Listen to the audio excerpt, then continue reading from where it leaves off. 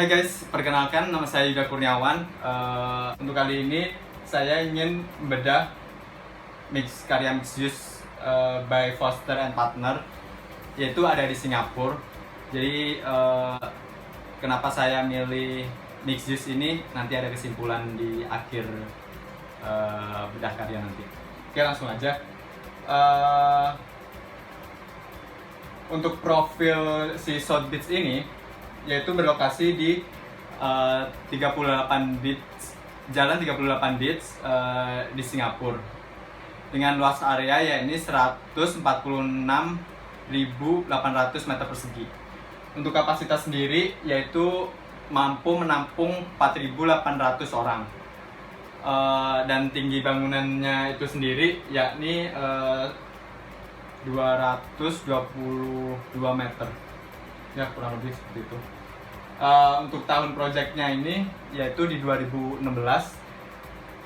dan untuk dia dapat rating sustainable rating yaitu dari Green Mark yaitu non-resident platinum, dan Green Mark residential yaitu dapatnya platinum. Wow, oke kan. Nah, untuk kliennya itu sendiri yaitu di South Beach Consortium dengan landscape arsitekturnya yaitu ICN Design International. Untuk struktur engineering dia bekerja sama dengan Arup dan berkolab arsitekturnya dengan perusahaan Ades, bukan Ades minuman ya Ades PT Ltd. Untuk environment engineer dia kerjasama sama Person Pringle. Untuk lighting engineer dia kerjasama dengan lighting cable. Nah, gimana kita kalau kenalan dulu sama tim desainnya? Jadi kayak kadang kan kalau bedah karya tuh dia cuma kayak memperkenalkan nama-namanya. Nah, di sini saya kayak namanya si Luke tuh orangnya kayak apa sih? Ya kayak gini. Dia yaitu Luke Fogg, yaitu senior executive partner senior executive partner head of studio. Di sini juga ada Bapak Andy Bow, yaitu senior partner deputy head of studio. Dan di sini juga ada Bapak Colin Ward, yaitu senior partner arsitek. Di sini juga ada Pak Jonathan Parr, senior partner deputy head. Dan di sini juga ada Mas Adam Davis. Di sini namanya Adam Davis, bukan Adam Levine, yaitu partner design system analysis. Dan di sini ada Mr. Roland, partner head of Singapore. Nah, ini adalah tim desain dari South Beach itu sendiri.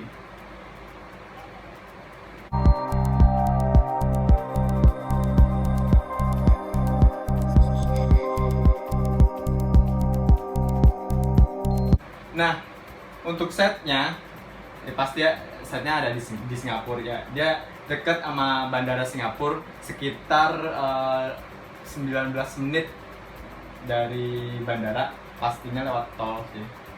Ya. Dan untuk living area Singapura ini berdekatan dengan ikonik Singapura kayak Green Bay, kayak Merlion, terus kayak ada Kampung Glam, ada National Gallery Singapura. Dia berdekatan sih. Dan di area ini saya sedikit jelasin aja ya. Mungkin yang warna pink ini tuh dia dari arah bandara. Ya emang tempatnya itu kayak persimpangan jalan, dia kayak di perempatan gitu. Ya pasti itu tempatnya strategis banget sih, makanya dia dibangun mixed use. Lokasinya emang dekat dan di bawahnya itu bener-bener MRT. Itu keren banget sih mixed use-nya. Koneksi dengan transportasi umumnya itu emang bener-bener dipikirin secara matang. Nah, ngomongin Singapura itu pasti dia ikonik dengan kayak jalan, lebih banyak jalan, terus kayak menggunain transportasi umum kayak gitu. Nah, si South Beach ini mengembangkan perpaduan antara campuran besar-besaran. Sebelumnya itu tuh dia udah sempet ada bangunan. Nah, terus si tim yang punya lahan langsung dibangun nih, kayak dibangun mixus aja nih tempatnya, soalnya strategis gitu. Nah, antara dua menara, ya dia bangun, kenapa kita nggak bikin dua menara untuk distrik bisnis dan satu buat residensial kayak gitu, kurang lebih saya baca-bacanya sih. Nah, jadi dia ngegabungin antara dua menara, yang satu buat office dan satu buat residensial. Nah, untuk si kantornya itu sendiri dia grade-nya itu grade A, jadi udah kelasnya udah gede sih, kelas kantor elit lah ya ibaratnya. Nah, untuk tempat tinggalnya itu dia ngebikin sekitar 190 tempat tinggal. Terus dia kayak di bawahnya juga kayak ada F&B, restoran, yang gitu-gitu. Terus untuk arsitekturnya itu emang bener-bener langsung connect sama yang tadi MRT. Untuk pembagian zoningnya,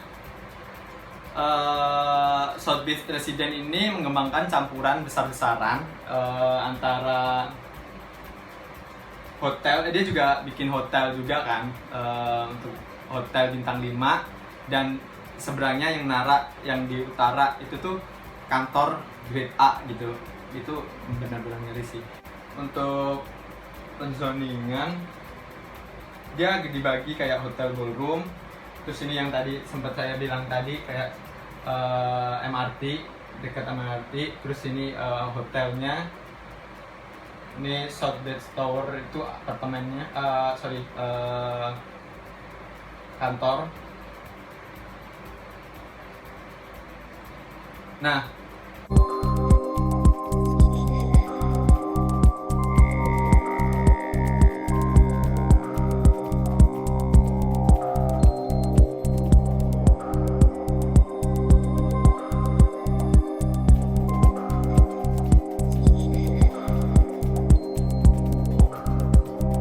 pengelolaan di South Beach ini yakni ada pembagian organisasinya, ya pembagian bagian-bagian kerjanya kayak property manager, dia langsung sekretaris ke HRD, sekretaris langsung bisa langsung ke divisi keuangan ya kan. Nah, si HRD ini nanti kayak ngelolain bagi kayak operasional divisi pengelolaan bangunan, terus nanti pengelolaan bangunan nanti ke keamanan, kayak ke parkir, terus kayak ke pelayanan gedung, terus nanti ke engineering dibagi lagi jadi kayak electrical, plumbing. Terus tadi KHRD tadi langsung bisa ke divisi pemasaran dan promo ya kan, terus retail. Ya kurang lebih saya pelajarin seperti itu sih. Nah, kita ke sirkulasi South Beach-nya. Jadi untuk lokasi masuk itu langsung ke office, langsung ke residen, langsung ke retail, ke ballroom, atau langsung ke hotel. Untuk keterangannya yang biru ini tuh lebih kayak hotel lobby, hotel kedatangan hotel, terus business center, terus grand ballroom ya kan, di sini ada grand ballroom. Terus kalau yang kuning ini dia bisa dibagi antara residen lobby residen kayak gitu. Terus ada restoran. Nah, untuk yang di utara ini tuh dia lebih ke lobbynya si kantor. Oke, kita langsung masuk ke zoning. Nah, pembagian area ini bisa dilihat dengan menyesuaikan kebutuhan koneksi areanya. Jadi kayak di sini ada tadi kan harus misal jalan dari jalan Brest, dia ada langsung tadi langsung masuk ke lobby, itu langsung bisa ke retail, terus ke ballroom, ke tower si kantornya tadi.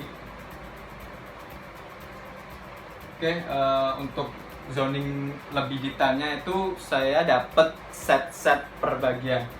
Jadi pembagiannya itu kayak si ballroom dia ada bagian di area ini, terus si hotel dia ada di lantai 2 dan ada di lantai 21 juga.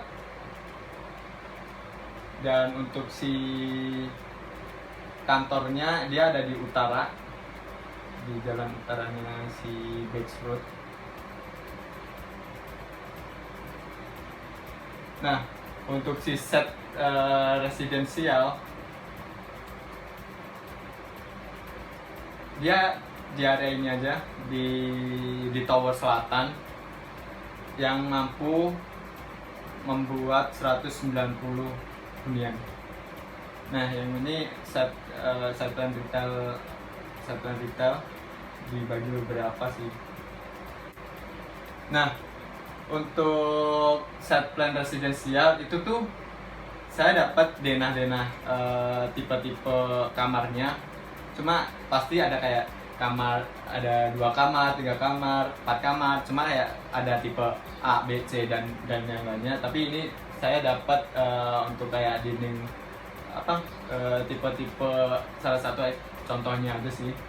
Kayak dia ada di sini tipe 2A, dia vertical housing kan, yang kurang lebih hampir sama ke atas. Ini tipe 3A, ini ada tipe 4B. Nah, pintu masuk kanopi ya ini nih konsepnya dia. Oke, konsep utamanya dia itu emang membuat lengkungan-lengkungan, membuat ikonik di bangunan ini sih menurut saya. Nah, bangunannya itu kanopinya itu tuh dibuat kayak busur gitu untuk menghalang angin masuk ya, karena untuk ventilasi ya kan.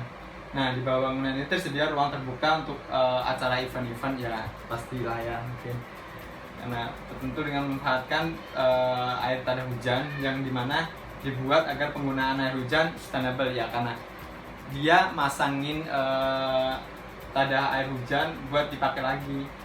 Gila kan, keren kan konsepnya lagi. Nah, ini kanopi baja dan kisi-kisi aluminium melengkung di atas rute sirkulasi utama dan ruang publik. Ya, dia bersimpangan gitu sama jalan utamanya dia. Keren kan? Nah, membentuk pilar-pilar buat si fasadnya dia. Nah, gimana dibilang bisa bangunan ramah lingkungan? Karena pengumpulan air hujan itu dipakai di daur ulang. Nah, prinsip aliran udara juga akan dimasukkan ke dalam desain perkotaan, menciptakan jalan yang lebih dingin dan lebih sejuk, kayak kurang lebih kayak gitu sih. Nah, ini part-part bagian dimana aja tamannya yang bakalan dibikin untuk area hijaunya. Nah, untuk konsep Southbeach dia sampai memenangi 2 award loh, ya nggak sih? Keren nggak sih? Nah, desain kanopi yang memungkinkan untuk menopang sel-sel fotovoltaik yang akan menghasilkan energi matahari yang pada gilirannya memberi daya pada bangunan. Dia sustainable karena konsep dia yang tak ada hujan dengan aliran yang ditampung. Jadi hujan turun, dia ditampung buat untuk di daur ulang untuk penggunaan sehari-hari.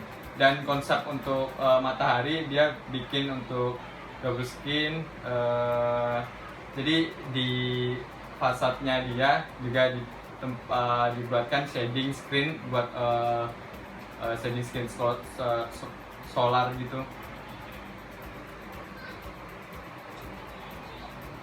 Nah, desain kanopi fokus utama dari pendekatan berkelanjutan.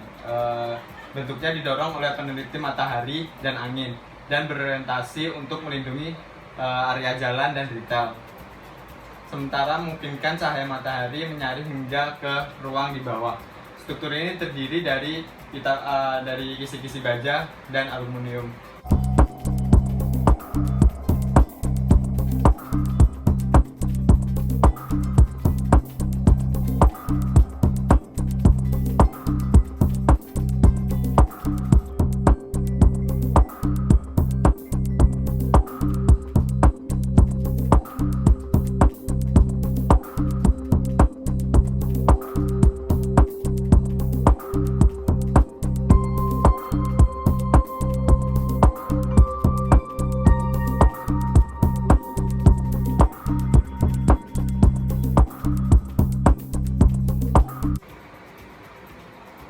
Untuk di area utara, yaitu menara untuk si office, si kantornya, dan untuk menara selatannya itu buat si hotel dan apartemennya.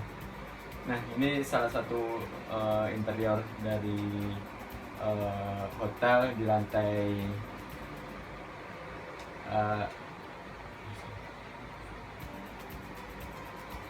Nah, di setiap lantainya ada beberapa taman, termasuk hotel yang dia menyediakan 654 kamar yang ada di lantai 6, lantai 9, 12, dan 15. Nah, untuk konsep strukturnya yaitu konsep si menara Southbridge ini memiliki dua bangunan tinggi yang menjulang secara teknis dengan kolom miring.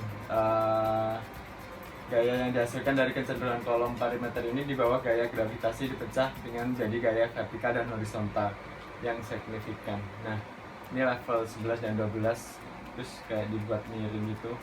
Nah, tidak seperti kebanyakan menara tinggi, kolom miring pada satu tengah dari setiap menara menciptakan gaya horizontal besar karena beban gravitasi itu sendiri. Dan di samping gaya horizontal yang berasal dari angin atau beban nosional. Mengatasi ini, insinyur merancang plat pada lantai untuk mentransfer kekuatan ke inti. Kayak gini sih kurang lebih. Nah, untuk desain kanopi berfokus pada penelitian cahaya matahari dan orientasi angin.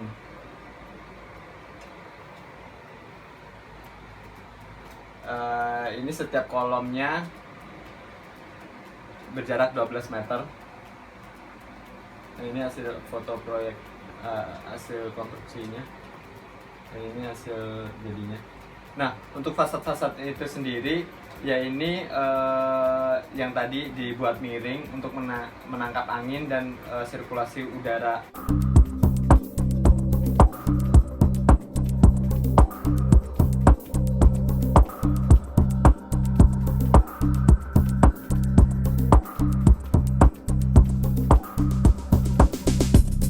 Nah, ini setnya, ini yang tower kantor, yang ini tower untuk si apartemennya. Ini untuk basement plan-nya, dari jalan langsung masuk kan. Ini untuk roof plan. Nah, ini yang tower utara tadi, tower si kantor, ya dia tipikal juga sih, typical house floor. Ini lantai 5, 11, dan ini lantai 31, ya, tipikal. Nah, yang ini tower selatan, lobby lantai 1, Terus ini lantai 3.